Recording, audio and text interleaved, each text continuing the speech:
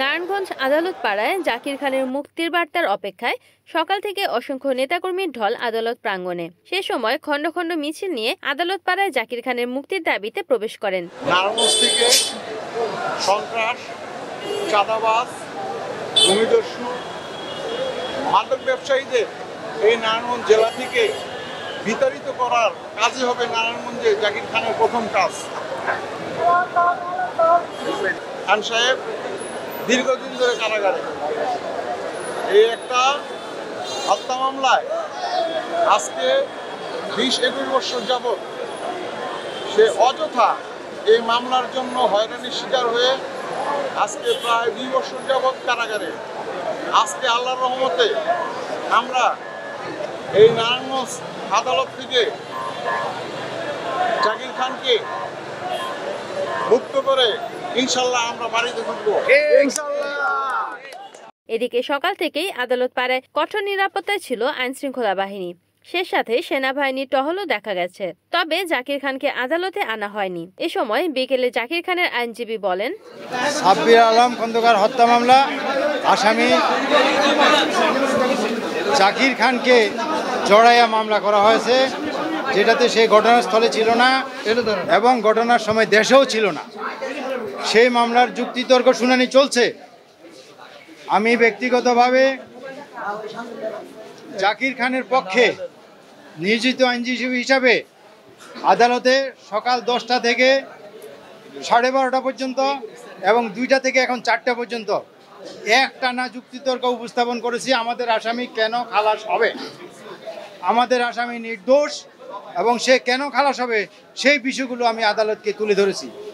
আজকের আমাদের যুক্তিতর্ক সময়ের কারণে আদালতের সময় 4টা পর্যন্ত, এরপরে আর শোনার মতো ওনার সময়ও নেই, আমাদেরও যেতে হবে।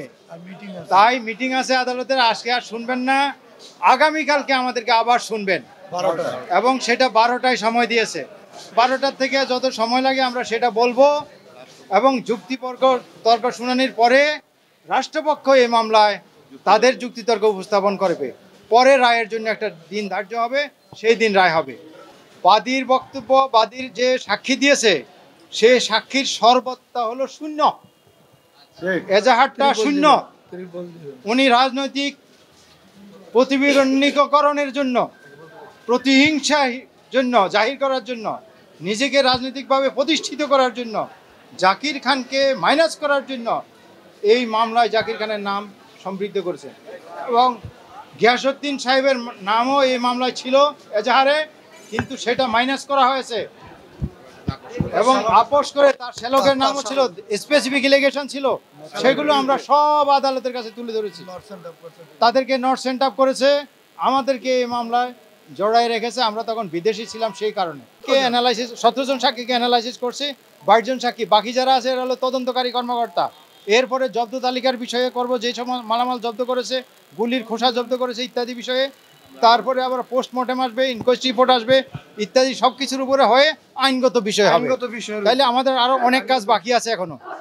না জামিনের বিষয়ে এই পর্যায়ে জামিন চাওয়া যায় না, এই পর্যায়ে জামিন চাইও নাই, আমরা চাওয়া যায়ও না। কারণ এই সমস্ত বিষয় হলো এই ধরনের বড় মামলায়, হত্যা মামলায় বিশেষ করে আসামি যেদিন আর্গুমেন্ট হয় সেদিন আসামি ভিতরে নিয়ে যায়। সুতরাং আসামি জামিনে থাকলেও ভিতরে নিয়ে যাওয়ার কথা। সুতরাং আজকে জামিন চাওয়াটা হলো বোকামি, আমরা সেটা চাইতে পারি না।